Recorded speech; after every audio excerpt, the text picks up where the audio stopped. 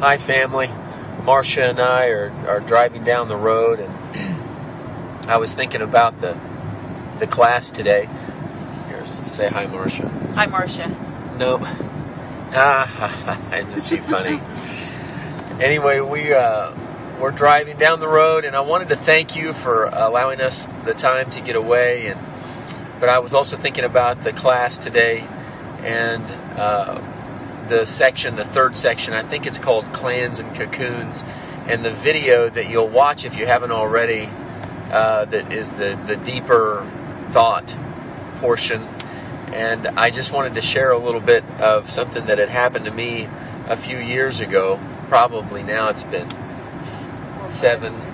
maybe 7 years ago. But we were driving down the road at the intersection of Zora and Range Line, and there was a naked man that was running around the road. Did you say naked? He was very naked, Marcia. And, I suppose had he been a naked man like one of those statues you see in Athens, it would have been one thing. But he was like 60 some odd years old, which made the whole thing even more frightening. Sorry, Don. But so whatever mental imagery I may have placed in your head now, you should try to erase that.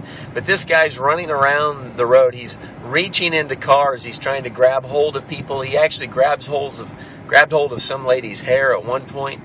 And then he's laying down in front of traffic. I mean, it's just crazy. He's just crazy. He's mad. And what was interesting is nobody wanted to do anything. I mean, they would drive around him. If he was laying in the road, they'd drive around him. Nobody was going to get out and try to protect him or those who he was hurting. And I had a van full of my kids. I remember as I got out of the van to try to go intervene, my daughter, Stevie, was just yelling, "No, Pa! No, don't go, Pa!" She's just got her face plastered up against the inside of the van watching me approach this naked man in the middle of Range Line. But at any rate, eventually another guy came and we tackled him to the ground, and so everything was okay. But it was just one of those interesting situations where maybe because of cocooning or whatever's going on, people don't want to intervene sometimes in some difficult situations. Now I remember also about I must have been like 20 or maybe 19, and there was a car wreck. A train hit a car on the it was really close to North Main, kind of by where OCC is. I think it was in that area, but it's been a long time ago.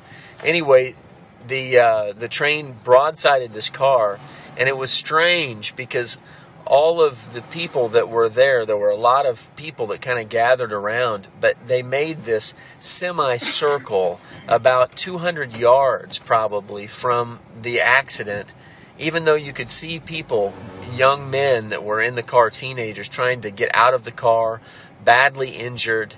And I remember seeing the train engineer get out and try to help them, but there was this almost invisible barrier a couple of 100 yards where an arc of people just stood and watched, and nobody would move past that invisible barrier. And you'll see some of that happening in this video. Very interesting. I remember leaving that situation wondering why was I stuck there with all of these other people, and why didn't I break past that barrier? And so I think some of that is happening to people as they see others in need. There's some aspect of that happens. So anyway, just wanted to share that. Hey, Sarah, thank you so much for facilitating the meeting today. And I hope that you guys have a great time together. And we love you. Love you guys.